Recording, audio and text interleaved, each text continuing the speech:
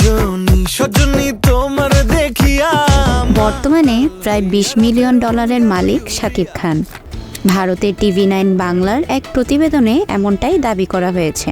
প্রতিবেদনে বলা হয়েছে, সামাজিক মাধ্যমের এক সাইটের দাবি অনুসারে বর্তমানে শাকিব খান মোট ২০ মিলিয়ন ডলারের মালিক, যা ভারতীয় মুদ্রায় ১৬৭ কোটি ২৮ লাখ ৭৮ হাজার রুপি আর বাংলাদেশি মুদ্রায় ২৩৫ কোটি ৭ লাখ ৮৪ হাজার টাকা।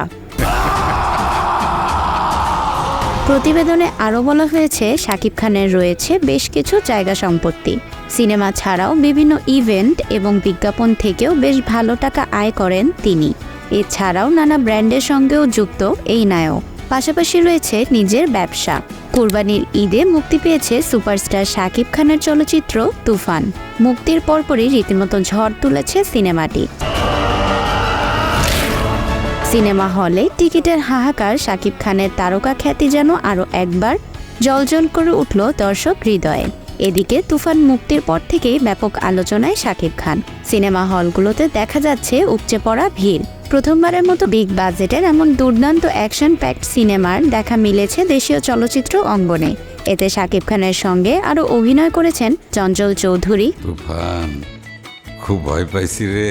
মিমি চক্রবর্তী, মাসুমা রহমান নাবিলা, ফজলুর রহমান বাবুসহ একাধিক তারকা। সিনেমাটি পরিচালনা করেছেন রায়হান রাফি। ১৭ জুন মুক্তি পেয়েছে তুফান।